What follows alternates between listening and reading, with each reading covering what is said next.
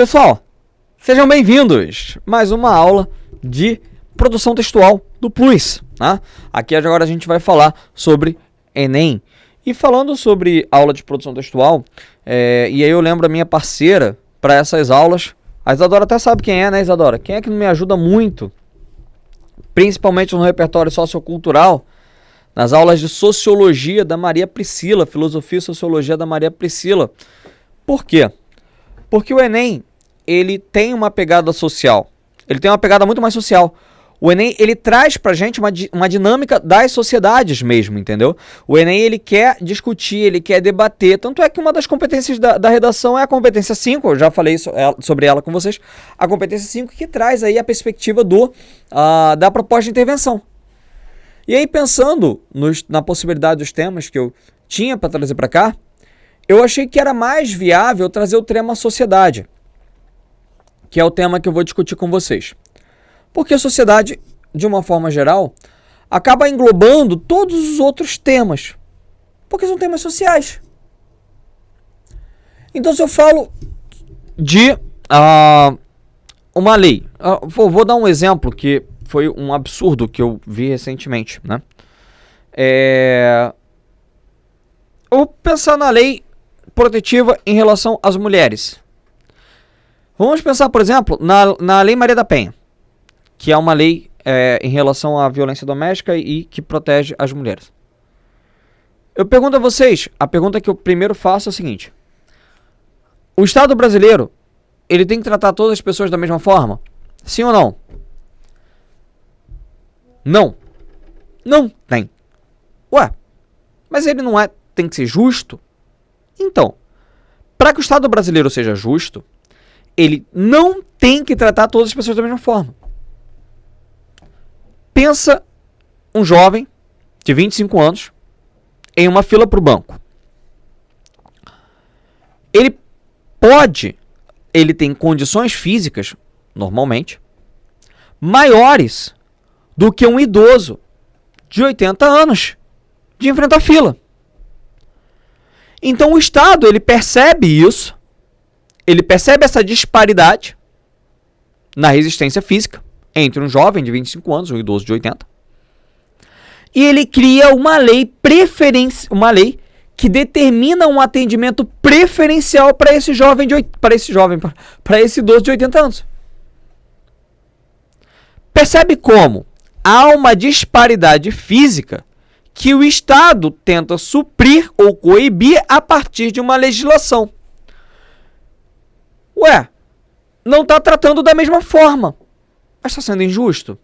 Não. O Estado brasileiro, ele não trabalha com o princípio de igualdade na origem, e sim uma igualdade no fim, finalístico. O Estado brasileiro, ele precisa tratar as pessoas, ele trata os iguais da mesma forma e os desiguais na medida da sua desigualdade. Um idoso, gestante, pessoa portadora de algum tipo de deficiência física, são pessoas que precisam ter algumas prerrogativas legais. Agora pensa comigo, por exemplo, um casal. Um homem e uma mulher que se casam, um casal heterossexual. Normalmente, por uma compleição física, o homem, ele acaba tendo mais força física do que a mulher dentro do lar. Então há uma desigualdade física. Como que o Estado vai agir? Criando medidas protetivas em relação a essa mulher. Medidas essas que nem sempre são cumpridas da forma como deveria ser. Então o Estado brasileiro, ele considera uma possível desigualdade e cria uma legislação protetiva. É uma forma que o Estado encontra de garantir uma igualdade entre as pessoas. Então, você pensar leis ou pensar soluções, saídas, para que nós possamos reduzir as desigualdades sociais, é inclusive um preceito constitucional. tá lá, Objetivos da Nação Brasileira, se não me engano é artigo 3º ou artigo 4º, não, 3º da Constituição, se não me engano, os Objetivos da Nação. Um dos objetivos é reduzir as desigualdades sociais. Nós temos isso como pressuposto constitucional, está na Constituição. Constituição que é a lei máxima do país. Então, coloca lá para mim, por favor, Isadora. Falando de sociedade, dando essa rápida introdução, o tema é muito mais profundo, tá? Também não tenho a pretensão de isolar o tema aqui em 1 hora, mas a gente poder debater, discutir, conversar sobre, tá? Começo com um salve à diversidade humana, né? Diferença não é defeito. Ser diferente não é defeito. Ser diferente é o ideal. Ser diferente, a diferença social, ou a diferença entre as pessoas, entre os indivíduos, a diversidade entre os indivíduos, é um preceito. Então a gente começa falando sobre a inclusão social. O privilégio de conviver com as diferenças. Inclusão social, como tema, é o conjunto de medidas direcionadas a indivíduos excluídos do meio social, seja por alguma deficiência física ou mental, cor da pele, orientação sexual, gênero ou poder aquisitivo dentro da comunidade. Dessa forma, o objetivo dessas ações é possibilitar que todos os cidadãos tenham oportunidades de acesso a bens e serviços como saúde, educação, emprego, renda, lazer, segurança, entre outros. Ou o que eu falei logo no início aqui da nossa conversa, a ideia da segurança física. Segurança. Deu para entender? Então a inclusão social é o conjunto de medidas que o Estado tem, ou o Estado cria, para poder incluir essas pessoas. Bom, beleza? Então o Estado cria a lei. Mas só a lei por si só não basta. É preciso que as pessoas elas tenham consciência do que é a lei. É preciso que as pessoas elas tenham consciência não só do que é a lei, mas do motivo para a lei. Do que motiva essa lei. Por que essa lei existe, cara? Por que eu crio uma lei para inclusão? Se eu não pensar no porquê que a lei existe, quando eu for aplicar a lei, ela é perdida, ela é inútil. Como o caso aí. Cumpri a lei de cotas, quer dizer, contratei uma pessoa com deficiência física, né? Agora mostra a sua eficiência, mas você não tem o mínimo aparato para que o indivíduo consiga. Então, assim, é preciso que as pessoas desenvolvam também uma consciência social. A gente só avança enquanto sociedade se todos nós agirmos de acordo. O avanço social só é possível com uma consciência, a criação, a construção de uma consciência social. Beleza? Inclusão escolar. Aí você fala assim, pô, inclusão escolar, sim. Nós temos agora vários, a gente chama de NE, né, que são os jovens portadores de necessidade especial, são jovens que a gente inclui dentro do processo educacional, né? Então a inclusão escolar consiste na ideia de que todas as pessoas terem acesso, de modo igualitário, ao sistema de ensino. Não é tolerado nenhum tipo de discriminação, né? Discriminação. Seja de gênero, etnia, religião, classe social, condições físicas e psicológicas. Atualmente, o principal foco da inclusão escolar são as crianças e jovens portadores de necessidade especial. NE, que normalmente apresentam algum tipo de deficiência física ou psicológica, né?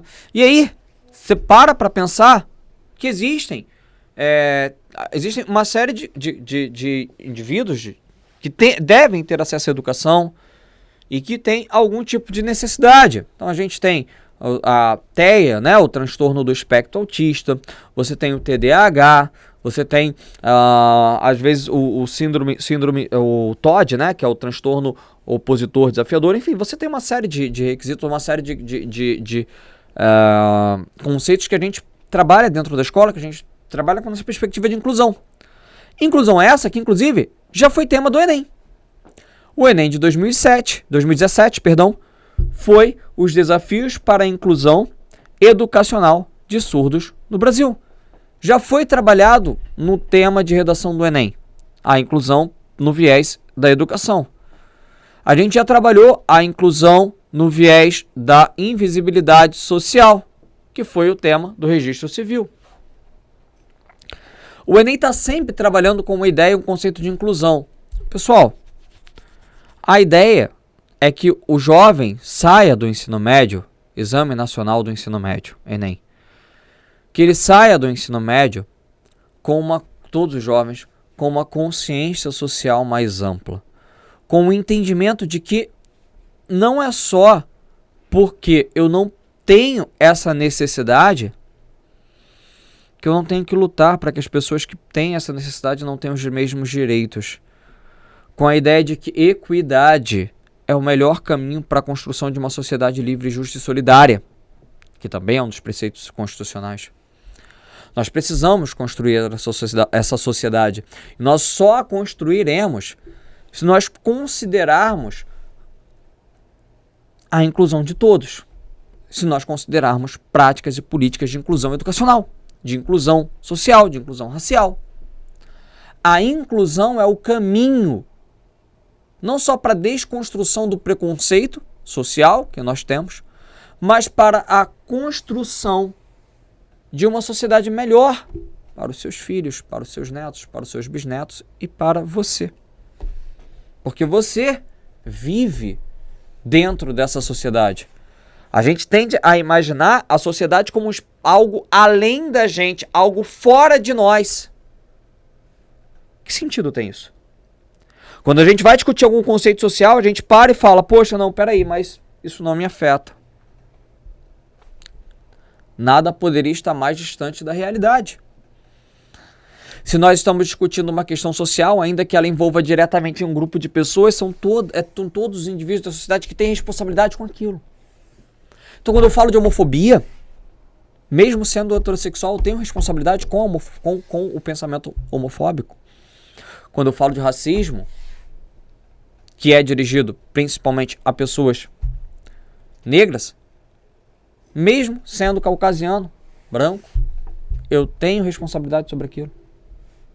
Quando eu falo de intolerância religiosa, dirigida principalmente, mais de 80% dos casos, às religiões de matrizes africanas, eu tenho responsabilidade social em relação àquilo, ainda que eu seja católico, ou cristão, ou católico, protestante, evangélico, né? Que acabam dominando, que acabam sendo a maioria. Eu tenho responsabilidade com esse grupo minoritário. Então é preciso que você pense enquanto sociedade. E a inclusão social. O Brasil presencia grandes desigualdades sociais e, consequentemente, a exclusão de diversos grupos de direitos básicos do cidadão. Para ajudar a amenizar esses casos, foram criadas algumas políticas essencialistas, como formas de inclusão e leis que garantem os direitos de grupos tradicionalmente marginalizados pela sociedade, como a comunidade LGBTQIA+, os negros e as mulheres. No Brasil, a inclusão social ocorre principalmente por meio de políticas públicas, como, por exemplo, a política de ações afirmativas. O que são ações afirmativas? São ações temporárias definidas pelo Estado com o propósito de eliminar desigualdades historicamente acumuladas e garantir a igualdade social. Um exemplo da implementação de ações afirmativas é a política de cotas raciais, medida responsável pela vaga em universidades públicas ou privadas, concursos públicos e bancos para grupos específicos classificados por etnias, com a finalidade de reduzir as diferenças e desigualdades existentes. Então a ideia é que, por exemplo, você pegue uma desigualdade histórica. Nós vivemos 388 anos sob regime de escravidão. Não, a escravidão só foi abolida em 13 de maio de 1888, a Lei Áurea. E só 100 anos depois o racismo foi criminalizado. O racismo foi criminalizado em 1989 com a Lei K.O., né? Carlos Alberto de Oliveira, que foi um grande advogado, deputado federal negro, que foi o maior responsável pela implementação da lei do racismo, que é a Lei K.O. Então você tem uma construção vasta de uma sociedade que privilegiou determinado grupo étnico em detrimento da população oriunda da África, população de etnia negra, que vinha para cá sem a possibilidade de ser sua terra. Eles vinham para cá sem o direito de ter posse. Criou-se um abismo econômico. A lei de cotas, ela tenta coibir ou diminuir a gente entende como racismo estrutural, né? Porque está na estrutura de formação cultural, diminuir essa distância. E aí essas são as ações afirmativas que a gente trabalha. Como tem tentado melhorar a criação de leis para proteger direitos e garantir o bem-estar de grupos minoritários excluídos é uma maneira eficiente de fazer a inclusão social, como, por exemplo, a proteção dos direitos das mulheres. Eu falei aqui da Lei Maria da Penha, da população negra, a criminalização do racismo recentemente, inclusive, ou a injúria racial, porque tem uma diferença, as pessoas não sabem, né? Há uma diferença entre a injúria racial e o racismo. Inclusive a imprensa, ela ela colabora demais com essa desinformação. Infelizmente, assim, a injúria racial, a ofensa verbal em relação à etnia, ela é qualificada, segundo o nosso ordenamento jurídico, como uma injúria racial e não como um caso de racismo, tá? Então tem uma diferença. A injúria racial, recentemente, até inclusive, ela foi elevada, digamos assim, a pena dela foi elevada até hoje ela tem o mesmo status penal que o racismo, tá? Então, assim, de modo eficiente, bem como a proteção dos direitos das mulheres, da população negra e dos homossexuais. Recentemente, o Supremo Tribunal Federal determinou que a discriminação por orientação sexual e identidade de gênero passasse a ser considerada um crime. Essa medida representa um marco para a comunidade LGBTQIA+, uma vez que a criminalização da homofobia é uma das demandas mais antigas do movimento no nosso país. Só para que vocês entendam, o STF, ele não pode criar nenhuma lei penal. Perdão, ele não cria lei nenhuma. Nós temos 3 poderes determinados pela nossa Constituição lá no artigo 2º da Constituição Federal da República Federativa do Brasil de 1988. Nós temos 3 poderes: o legislativo, o executivo e o judiciário. O poder legislativo, ele tem como poder, ou como a prioridade central, ele fiscaliza o executivo e cria leis. Então, quem cria lei, o órgão responsável, o poder responsável por criar leis é o poder legislativo. O judiciário não cria leis. Beleza? Então, não cabe ao STF criar uma lei da homofobia, principalmente uma lei penal. O que o STF fez, então? Há uma morosidade em função de questões políticas para assinatura, então o projeto está engavetado, de uma lei que de fato criminalize a homofobia. Havia uma demora do poder legislativo. Então o que o STF fez? O STF equiparou o racismo à homofobia. Isso ele pôde fazer. Mas ele só precisou fazer isso porque havia uma morosidade do poder legislativo. Entendeu? Então nós não temos ainda uma lei que criminalize a homofobia. O que a gente tem é uma determinação do STF que equipara os crimes de racismo e homofobia. Enquanto o poder legislativo não se move e não cria a lei. Então, o que o STF determinou, né? Então, assim, praticar, induzir ou incitar a população à discriminação ou preconceito em razão da orientação sexual do pessoal poderá ser considerado crime, né? A pena será de 3 anos, de 1 a 3 anos, além de multa. Se houver divulgação ampla de ato homofóbico em meios de comunicação, como em rede social, a pena será de 2 a 5 anos, além de multa. A aplicação da pena do racismo valerá até o Congresso Nacional aprovar uma lei sobre o tema. Percebeu? Então, olha só, o Congresso Nacional, ele é omisso em relação à questão da homofobia. A lei da homofobia. Ele não tem... O Brasil, pasmem, o Brasil, uma democracia que se diz aí...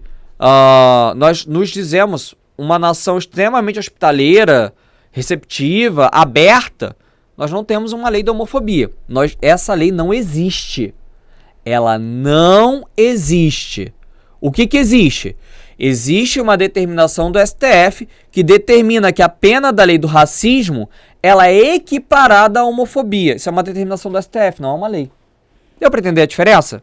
Eu não sei se estou sendo claro. Então, assim, a criminalização da homofobia, ela ainda precisa de uma lei. Quem é que vai determinar essa lei? Poder Legislativo. Só que os nossos deputados federais, né? Aí eu estou falando numa esfera federal, são os nossos deputados federais, nosso Poder Legislativo, representado aí pela Câmara dos Deputados Federais, né? Câmara dos Deputados e pelo Senado Federal. não tem a motivação necessária para sair da inércia. Percebe? Agora, por quê? Medo de perder eleitorado. Esse é um debate para outra história. Com a decisão, o Brasil se tornou o 43º país a criminalizar a homofobia, segundo o relatório Homofobia Patrocinada pelo Estado, elaborado pela Associação Internacional de Lésbicas, Gays, Bissexuais, Transsexuais e Intersexuais, IUGA. Enfim, a criminalização da homofobia não foi através de lei, foi através de uma equiparação. Isso, para mim, é um arroubo do preconceito existente no Brasil. Isso é uma amostra de como o Brasil é preconceituoso. Nós não criamos uma lei, a gente precisou que o STF, no entendimento das necessidades nacionais, equiparasse o racismo à homofobia. Mas cabe a distinção aí, tá? Não será criminalizado dizer em templo religioso que é contra relações homossexuais. Isso não é crime. Então, quando você tem lá, eu estou entrando numa questão muito, muito polêmica, eu sei, mas quando você tem o padre ou o pastor se colocando dentro do seu templo religioso, da sua fé e expressão religiosa contra as relações homossexuais, não é homofobia.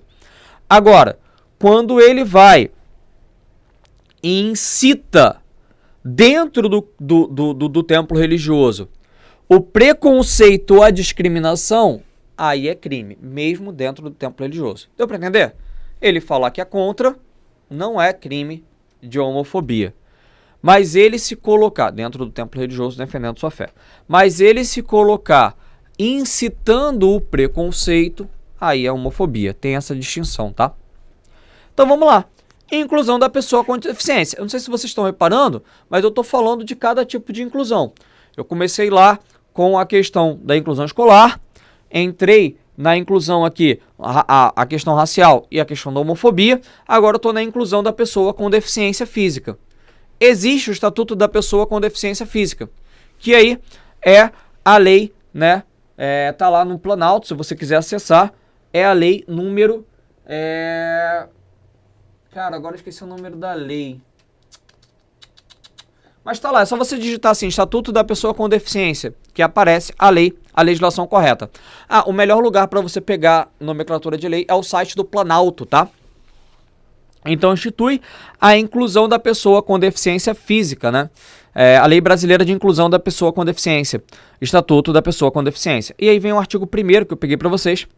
É instituída a Lei Brasileira de Inclusão da Pessoa com Deficiência, Estatuto da Pessoa com Deficiência Física, destinada a assegurar e a promover em condições de igualdade o exercício dos direitos e das liberdades fundamentais por pessoa com deficiência, visando a inclusão social e cidadania. Então o objetivo é você incluir esse indivíduo. Percebe? Inclusão social. Parágrafo único. Essa lei tem como base a Convenção sobre os Direitos das Pessoas com Deficiência e o protocolo facultativo ratificados pelo Congresso Nacional por meio de Decreto Legislativo número 186, de 9 de julho de 2008, em conformidade com o procedimento previsto no artigo 3º, no parágrafo 3º do artigo 5º da Constituição da República Federativa do Brasil, em vigor para o Brasil, no plano jurídico externo, desde 31 de agosto de 2008, e promulgados pelo decreto número 6.949, de 25 de agosto de 2009, data de início da vigência do plano interno. Então aqui a questão é a seguinte, há uma ideia, aqui é uma questão mais burocrática de que você pega um tratado assinado pela ONU, ele tem que passar por homologação do STF, é uma outra questão, vocês não precisam saber disso. Então vamos lá. Mas vamos fazer uns desafios, isso a gente tem que saber. Todavia, embora a legislação brasileira lide com o tema de forma satisfatória, não ocorre com efetividade a garantia dos direitos desse grupo social. Olha só, deixa eu explicar para vocês. Uma coisa é eu falar que tem uma lei, uma coisa é a essência da lei. Isso cabe ao legislativo, né? Outra coisa é o cumprimento dessa lei. Eu vou dar um exemplo. Pronto, eu comecei falando da questão das mulheres, da violência física, eu vou continuar na questão das mulheres. Pensa o seguinte, a mulher, ela sofreu uma agressão física em relação, ela terminou o namoro, olha só, a história é bem comum, tá? Bem comum mesmo. ela terminou um relacionamento com o carinha lá. Terminou. O cara não suporta o fim do relacionamento e a agride. Agride a mulher. Isso é comum. Comum, acontece. Beleza. A mulher, então, ela procura uma delegacia da mulher. E a polícia, ela faz o trabalho dela, é o papel dela, até aí. Ela vai, acolhe a queixa, né?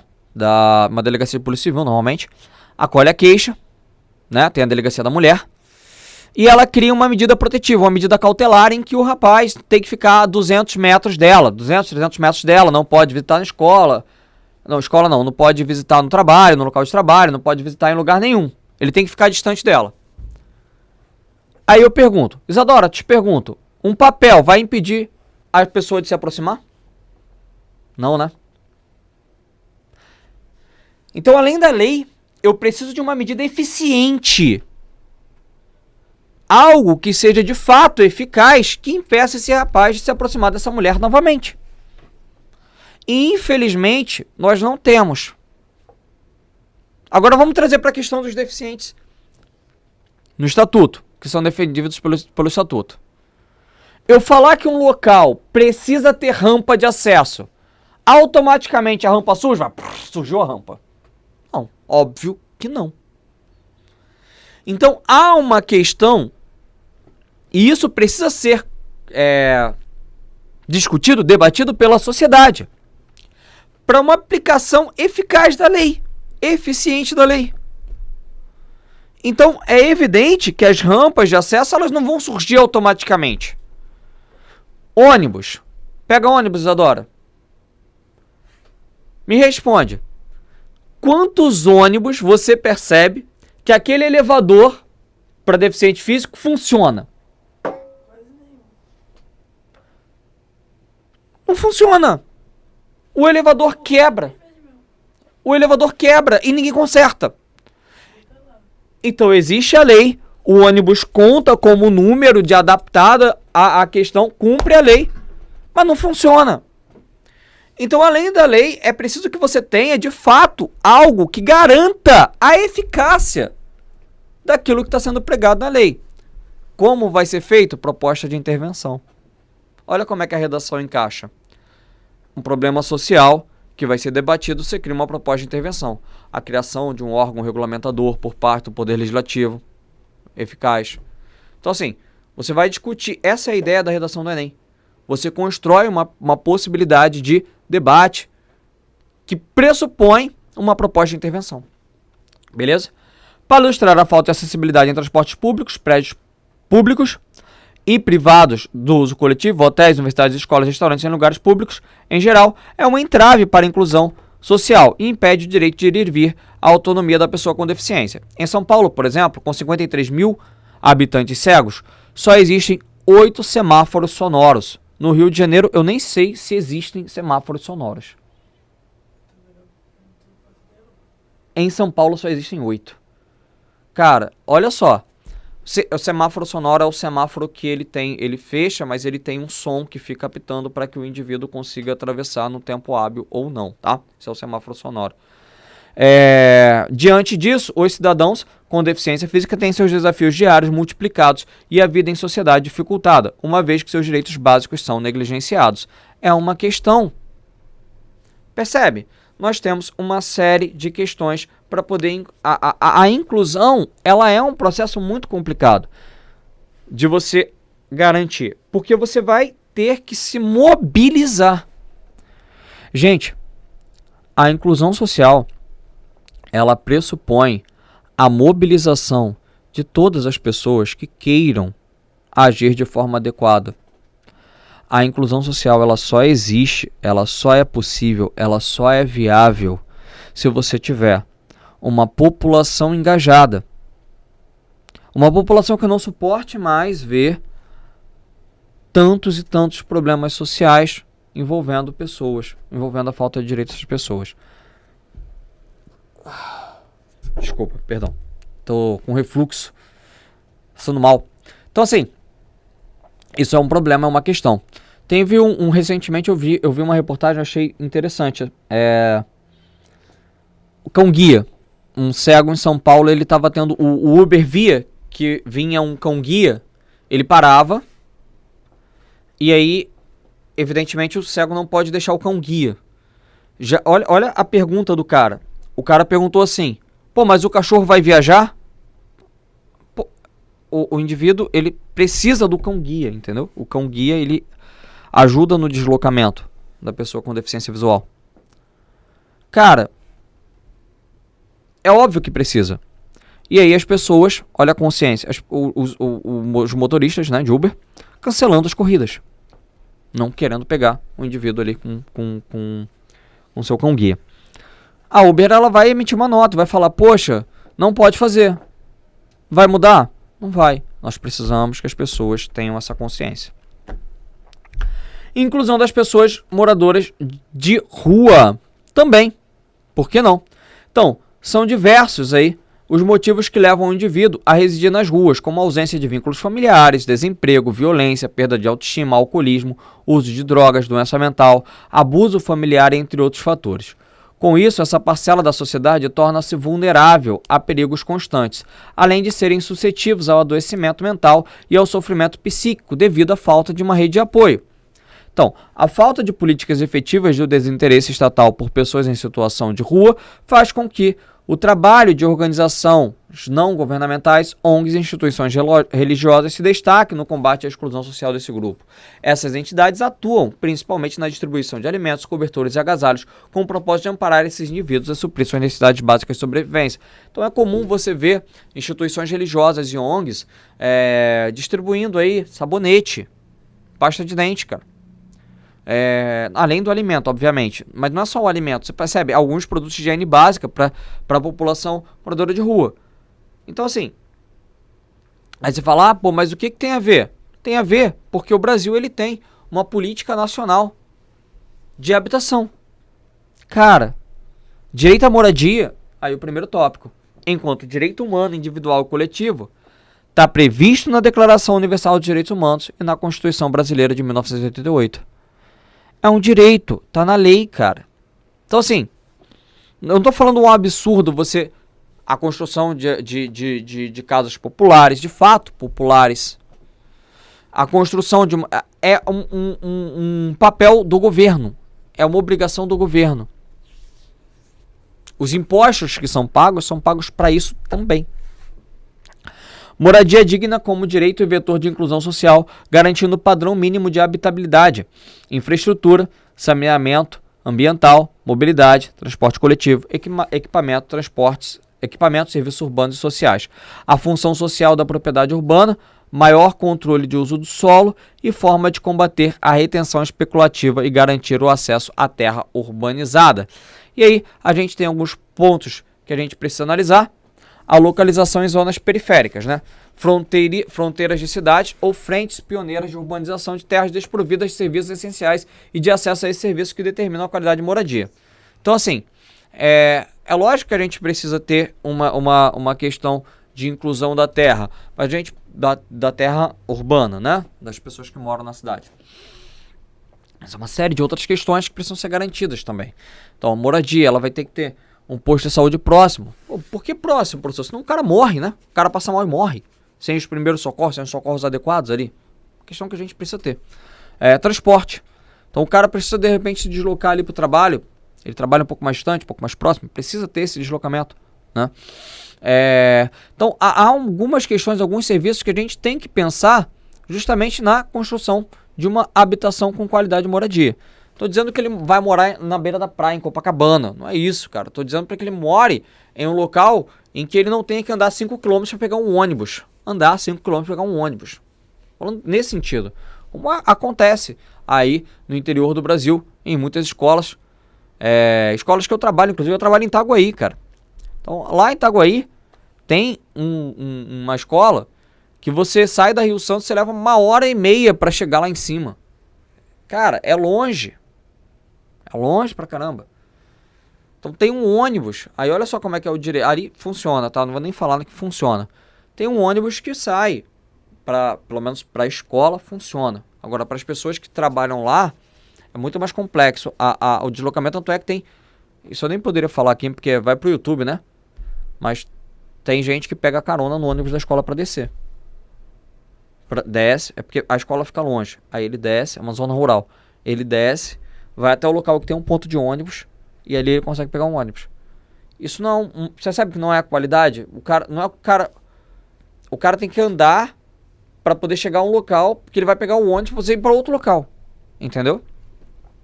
Essa é a falta de infraestrutura, Não alavancou o processo de planejamento urbano e de investimento em outras áreas de políticas nacionais, sociais e infraestruturas urbanas. Nas regiões metropolitanas, aprofundou a precarização e segregação socioespacial dos mais pobres na sociedade. E aí, vamos lá. Pela baixa inserção urbana dos projetos, que é aquilo que eu acabei de comentar aqui, do cara que vai para lá, né? Pela distância dos centros urbanos, por maiores custos de deslocamento para moradores. Então, justamente são esses 3 pontos que a gente precisa observar. Então, pouco espaço para as áreas urbanas, esse pouco convívio e lazer, a excessiva valorização do automóvel, a priorização do uso residencial, sem espaço para comércio e serviços que geram precariedade na vida cotidiana dos moradores. Então, eles ficam muito distantes de vários outros aspectos. Aí eu trouxe para vocês algum texto referente também a questão, não vou ler agora porque senão a aula vai ficar muito extensa, eu preciso falar da inclusão da população negra. Mais um ponto. Já percebe que eu estou caminhando por vários tipos de inclusão diferentes. Eu falei de inclusão social, sociedade como um todo. E aí a gente está falando de inclusão social de vários elementos, vários pontos diferentes. Então o primeiro que a gente vai observar aqui, ó, há 30 anos, em 5 de janeiro de 1989, eu falei, foi assinada pelo então presidente José Sarney, a lei número 7.776, que caracteriza o racismo como crime. Contudo, ainda há um longo caminho para se percorrer no efetivo combate ao racismo. O nome da lei, a lei ficou conhecida como Lei K.O., tá? Que aí eu já falei do advogado aqui, né? No Brasil, segundo os dados do Instituto Brasileiro de Geografia e Estatística, negros compõem, cerca de 56% da população brasileira. Então, olha só. 56% da população brasileira é composta por negros. Mas só 17% fazem parte dos mais ricos. Percebe? Dos mais ricos, 100% mais ricos, 83% estão dentro das etnias que não predominam no Brasil. Porque eu estou falando 56% negros, aí eu posso colocar ali indígenas, eu posso colocar os caucasianos brancos, né? Posso colocar outras etnias em 44%. 17% fazem parte dos mais ricos, assim como representam 66,7% da população carcerária e apenas 12,8% dos estudantes do nível superior. Cara, você ter a maior parte da população brasileira, imagina o seguinte, 100% da população brasileira, vamos supor que dá 100 milhões. Desses 100 milhões, 56 milhões de pessoas são negras. Um exemplo, tá? Beleza, então eu tô com 56 milhões de pessoas. Então, de 56 milhões, uma população ali no curso superior, no Brasil, 5% da população chega ao curso superior. 5, 10, vamos botar 10% da população chega. Então tenho 100 milhões, certo? Se eu boto 10%, eu divido por 10, não é isso? Dá o quê? 10 milhões de pessoas acesso a curso superior, beleza? Desses 10 milhões de pessoas com acesso a curso superior, apenas 10%, ou seja, 1 milhão de pessoas, acaba tendo acesso, aí são estudantes de nível superior. Coloquei 10%, coloquei um número exagerado, mas vamos lá. Então, de 1 milhão de pessoas tem acesso. Então, dos 56 milhões, apenas 1 milhão de pessoas vai ter acesso ao curso superior. Ao passo que dos outros 44 milhões, 87,2% terá acesso. Então, de 44 milhões, você vai calcular aí 87,2%, que agora eu não vou fazer de cabeça porque tá ruim. 44 milhões, 10% dá 4,4. Você multiplica aí por 44, você tira 10%, tira 4,4. Vai dar mais 40 milhões. Dá pra entender? É muito desproporcional a ideia. Eu posso ter errado as contas, mas os números estão aí. Eu sou de humanas. De humanas não, sou de linguagens. 2 em cada 3 detentos são negros. Então são 56%, é maioria. É maioria. Mas, cara, não dá pra chegar a 70%. Então é evidente que, assim, a população carcerária, ela reflete uma desigualdade social. A população carcerária, ela representa a diferença financeira entre os indivíduos. Então, se em 2005 eu tinha ali, ó, 39,8% de brancos, isso é 58,4% de negros, e aí eu vou para os detentos. Olha como é que há uma disparidade muito grande. E aí eu fico com a fala da Lei K.O., não é? O racismo não desapareceu nem vai desaparecer. Mas a lei pegou sim. É o Carlos Alberto de Oliveira que eu falei que é o responsável ou um dos responsáveis pela criação da lei, né? O racismo não desapareceu nem vai desaparecer. Mas a lei pegou, sim. Há hoje na sociedade uma consciência de que o racismo é um crime. A sociedade passou a ser menos tolerante, a exigir igualdade e a não aceitar a discriminação.